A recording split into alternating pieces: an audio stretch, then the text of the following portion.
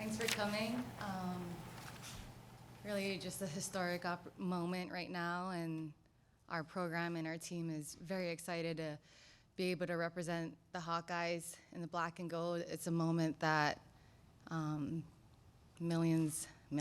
thousands and millions of girls across the world waited for a moment like this, an opportunity to be able to go to the University of Iowa, becoming a Hawkeye, get a great education, and being able to represent on the wrestling mat as a female athlete. So we're very excited. It's been a year and a half or so since I first started, and it's been a journey trying to get this going. And I work with an awesome staff, great people that helped me along the way. So couldn't be more grateful for the team that we have built together. And we're so excited to be able to have our first duel in Carver Hawkeye Arena. No better place to host a wrestling event, let alone a women's wrestling event. And yeah, I'll also say we're so grateful for the opportunities that we've stepped into. We know that the Goshki Wrestling Training Facility is being built, and wow, you know, we feel fortunate and lucky that we get to be in a room where greats have come through the Dan Gable Wrestling Complex, legends of the sport in wrestling, and that our women get to step into a brand new facility next year is truly something special. And we just really want to share the fact that we're so grateful for every opportunity we get being here at the University of Iowa. So, I don't know.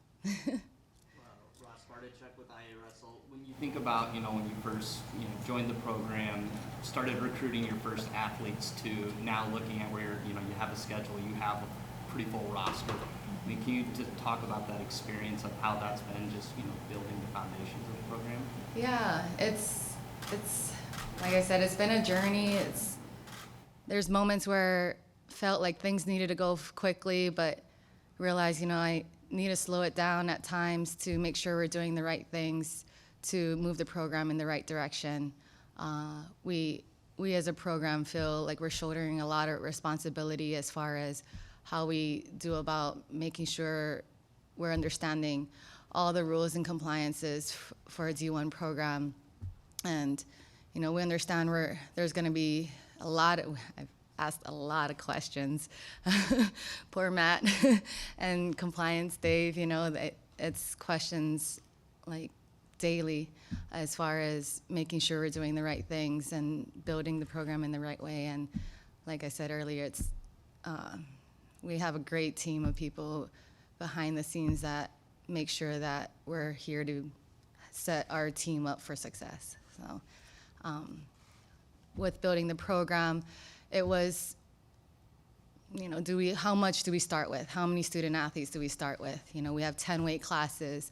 How much is too much? How much is not enough type of thing? And that was one of the, I would say things to work through as far as what that number is, as we know that we're building the program over the course of 4 or 5 years, and what does that look like and beyond. So obviously, Kylie Welker, our first recruit, super excited to have brought her in to become a Hawkeye. She's a junior world or U20 world champion, U23 world bronze medalist, and she was a runner-up at Olympic trials. We have such great women that have followed her since then, as far as being able to, wanting to become a Hawkeye as well.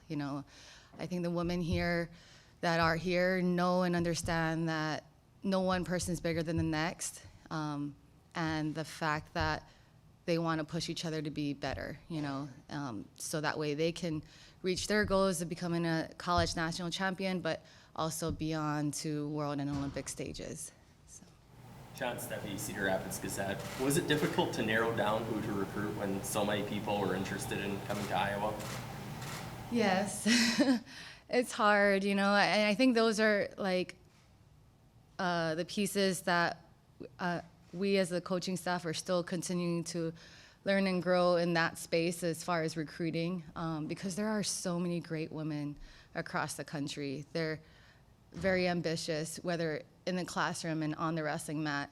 And this is why more Division I programs should start, a women's wrestling program at their institution, because there's a lot out there, and the sport continues to grow at a fast rate. I just read an article yesterday about the NCAA, working towards that championship status, and it could be a possibility by the 2025-26 season, and with meeting minimum requirements of how many institutions and schools and whatnot. Owen Sebring with KGAN. How are you managing expectations with the team? Because I think a lot of people are expecting, well, Iowa has a women's wrestling team now. They're automatically going to be the best one in the country. How are you handling out with the girls? Yeah, expectations, wearing that tiger hawk on your chest, fighting for Iowa, expectations are high. And I think we put that all on ourselves in the sense of we want to do our best. At the end of the day, we work every day to be our best, right? Whether, no matter the outcome, because the reality is every opposing team is going to want to take down a Hawkeye, right? It's no different than the men's wrestling program. You're either for Iowa or not, right? So our women are up for that challenge in the sense of every day we work, and they continue to impress me day in and day out in the sense of how they do business on the mat and off the mat in the classroom. So that's really, throughout the whole year and a half, it is about what does your best look like today? How can we bring out your best? So that way when we are out there, we just take care of what's in front of us. Aaron Swenson, Radio Iowa. Obviously, you've talked about building your own program here, but representing this university and this wrestling program, do you see this program as kind of a catalyst to help grow women's wrestling at the collegiate level? Absolutely. I feel like it's partly my why, is to help grow the sport, women's wrestling, and it's every reason why we as a coaching staff, we as a program, we as an institution, university, why we need to do it right. Some people might try to look for where did they trip up, what is the example of how are they doing it? Is it possible? Or what does it look like to start a women's wrestling program at D1 level? So like I said earlier, I take on that responsibility. I take on that challenge. We as a program take on that challenge, and we know that we want to represent women's wrestling in the right way. UM College, Dwight Register, good to see you again, Coach. Just coming into this program, usually at the college level or any sport, usually a coach comes in, maybe you have someone that's been around for 3-4 years, that's been around the program, that show a kid around campus that can do these types of things. How has it been seeing leaders kind of emerge when you have a group of players all come in and then someone has to rise up and be that type of leader? You mentioned Kylie as being maybe one of those, but just what's it been like seeing that, and who have been some of those faces? It's a great point that you bring up. I believe that first year, the first 15, we all didn't have anyone really that has walked the hallways or lived in Peterson dorms or whatnot, And so really, we all had to just figure it out along the way type of thing. And so there were moments where some stepped up as leaders last year, but I feel like this year you can see it more because now that they've been here for a year and we have freshmen and transfers that have come in, and you can really see others emerge as leaders in their own way. We still continue to challenge all of them that they all have the opportunity to lead. If everyone on our program can live to the standards of what our program is about, then everyone is the leader, right? and it doesn't have to be just one person or two people. So that was interesting to see who was going to emerge or who is going to step up at different times to become that leader. This season, on social media, talking with you, the mantra for this year is for her. Can you talk about your teams just buy into that, and also for yourself when you're going forward and you're coaching, who is that her for you? Yeah. You know, early on in the season last year, or in the school year last year, our whole team got to see here in Carver a beautiful documentary of Dr. Christine Grant. And, you know, it being the 50th year of Title IX, it really hit, you know, why and how we even got here, you know. And for that, it's the gratitude for her, not necessarily for Dr. Christine Grant. She's a big part of that. But for her, meaning it could be for him too. So, but for her, like, for all the people that paved that way, that were the trailblazers in our sport, for Title IX, for the opportunities that our women have here today, for administration, everyone at University of Iowa that made this possible for our program to be here at the University of Iowa. For her, meaning the people we work and stand by day in and day out, you know, as a program, as a team. You know, there's gonna be days where it's hard, and we're gonna like lean on our teammates, you know, that's standing with us, that's gonna help us push us forward. And it's for her, the next generation behind them, right? The little young girls in the arena, seeing them, you know, in the middle of Carver, you know, being that role model for her. And for them, it's a good reminder, you know, of how to represent and themselves and as a program, when we can lead with gratitude and know that there's a bigger why than themselves. You guys haven't even had your first meet yet, so I acknowledge I'm putting the cart before the horse a little bit here, but I saw you at the crossover clinic on Sunday. Did that get your wheels turning a little bit at least that, hey, we'd like to be out here there someday too? Oh yeah, that would be awesome. I just thinking like, wow, that is such a cool event. 55,000, you know, for a women's event is amazing. No one's like, I've never seen anything like it in person. And we had some Ukrainians in town this past week, and they got to go to the game, and they've never seen, like, it's not anything that like is happening, you know, on a regular basis. That would be awesome to have that many people watching women's wrestling, because I don't know, I might be biased, but I think it's one of the best sports in the world. So. Has it set Oh, sorry. has it set in that you're now, as you're doing all this work to set up this program, that now you're finally a couple weeks away from actually starting competition? Yeah, every day. Just thinking about, like, well, tomorrow we got wrestle-offs, and in less than 2 weeks we go to East Stroudsburg, so, and Princeton Open. So it's coming fast, and I'm excited. So.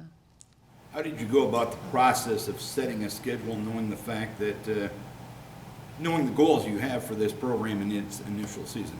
Yeah, women's wrestling is still in place where, I don't know if you saw the schedule, there's a lot more opens than there are dual meets. And if there is a dual meet, it's typically a dual tournament style. As women's wrestling, we wrestle freestyle. So because of the rules in itself, the wrestling can tend to go faster than a folk style match, a men's collegiate match, which is why our first home duel is a quad, and like a match could last 3 to 6 minutes or 10 seconds to 6 minutes. You know, it just varies because of the way the rules are. A match could end very quickly if, you know, one opponent scores 10 points over the another. And so it is open and dual tournament heavy. I'll say, which, you know, the good thing is it gives a lot more of our women the opportunity to compete, right? So definitely wanted to have the opportunity to go one out east and one out west, and then everything else is pretty close to home, which is nice. But like, there's over 160 women's wrestling programs at the collegiate level, and like, what teams, you know, do we get out to and duel in our first year? So yeah, that's the challenge. That is still something we continue to figure out. You know, it being the first, let's see how this works out and assess, you know, like, what went well, what will we change differently. It's always a learning process in everything that we do. So hopefully you guys like the schedule. We got a few here at home, so that's exciting, to just be home and be like, have our women in front of our fans here, hopefully, to come out. What effect do you think training with that Ukrainian team is going to have on the Iowa Hawkeyes? You know, training that, like, so the Ukrainian are leaving today. They were here for 10 days. It was a great opportunity for our young women. We shared the room with world champions and world medalists in that room. Some of our student athletes got it to them, you know, which is not all bad, you know. They got a good feel of what it feels like to be at that level, and then we learned a lot together. You know, it wasn't all just scrapping and live and just matches. It was sharing technique, like sharing stories of what life is like in Ukraine, and in this moment. And I feel like, you know, having the Ukrainians come in is bigger than the sport of wrestling. You know, wrestling is what brings us together, but I always like talk about, you know, wrestling is a vehicle of where you want to go in life, and kind of helps build you as a person, but it's not everything, right? There's more to life than just wrestling, and it's the relationships you get to build and create with, you know, people all across the country and world. So they coming in bring a broader perspective of life, you know, of why they are traveling abroad to train, you know. In their situation in Ukraine, it's not all the way safe to be training in Ukraine currently. So it was a great opportunity for Ukraine to come in. So. Kenna Roaring with the Daily Iowan. Who has been the most improved on the mat since you've been here? That's a good question. Oh man, most improved on the mat. That's hard. That is really hard. Hopefully all of them right now. Hopefully they all grew in some way, but most improved. Oh gosh. You know, what sticks out for me, I'll say, is Bellamere, maybe.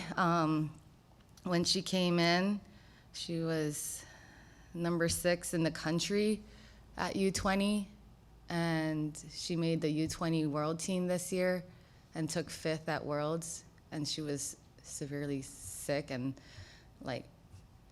she was in the medal contention. So I would say probably her. She very coachable.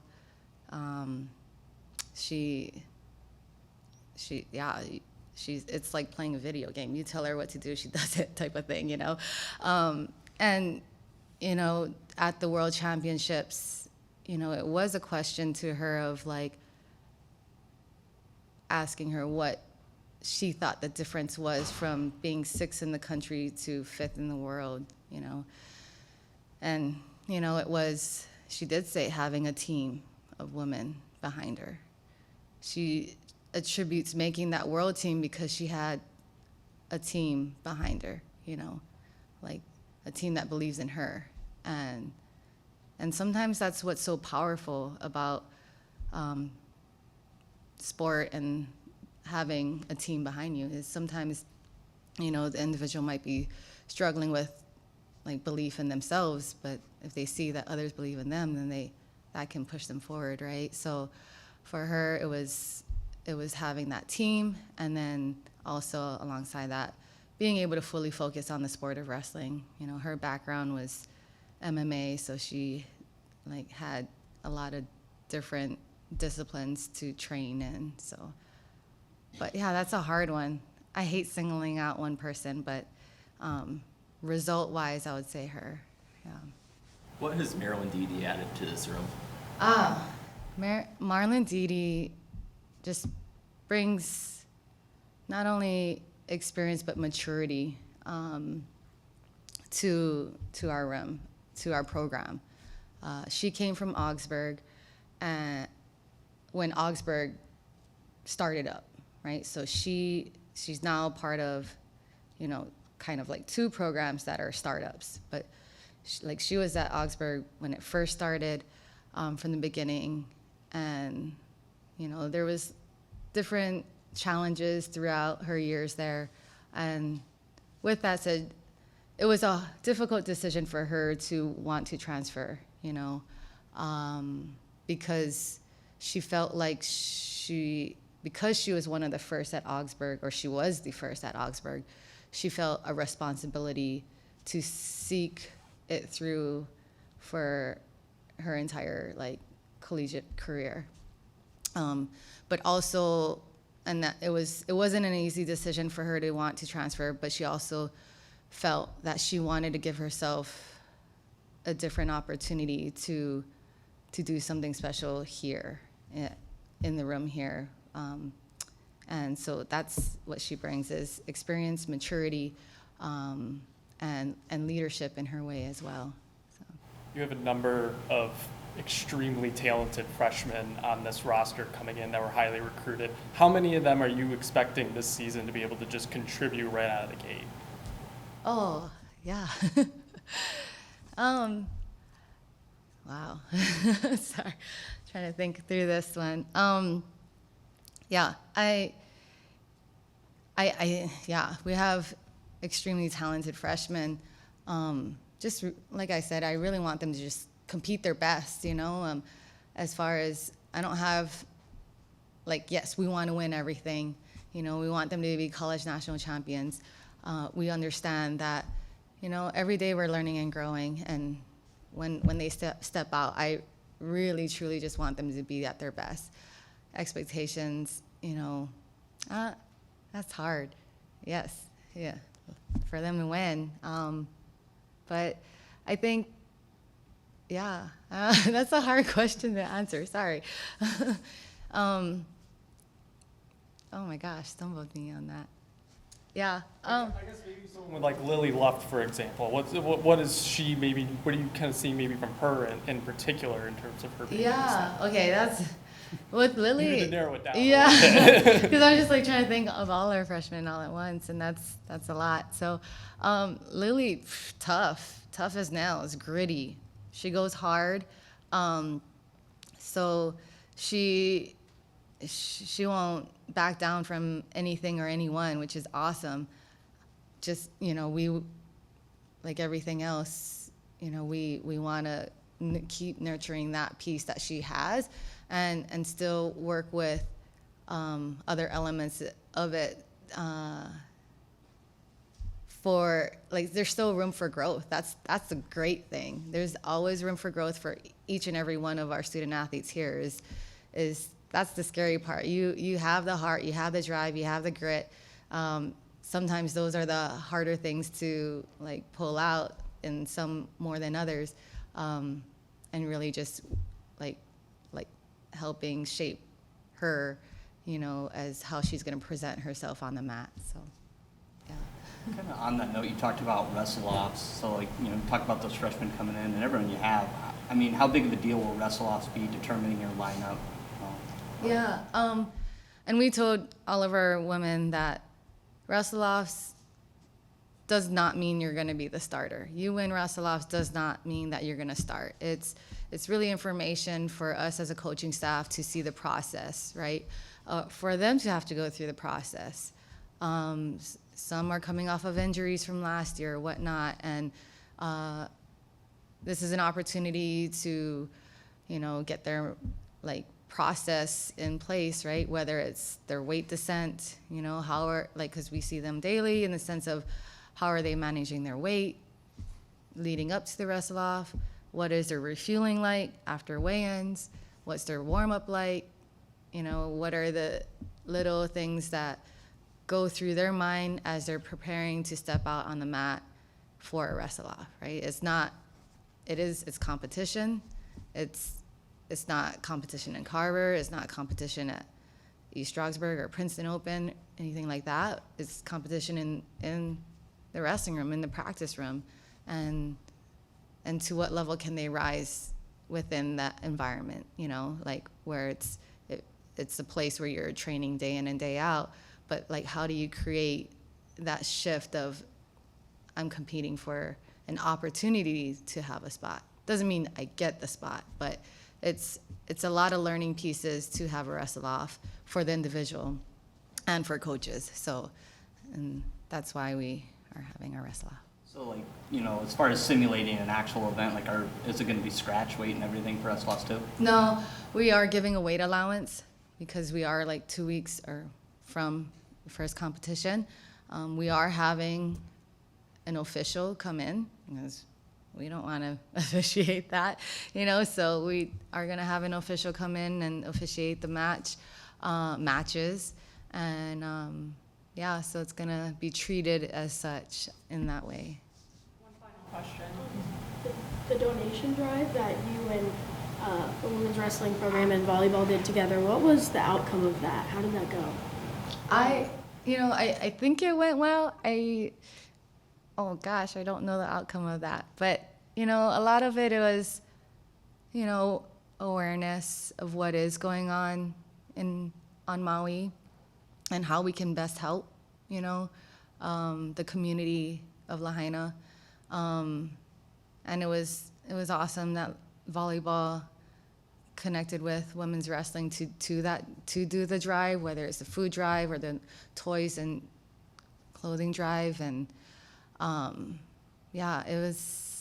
it meant a lot to us, because we have one of our own, Nanea, that, went to Lahaina Luna High School, and really for a big connection for the wrestling community in Lahaina. And it's hard,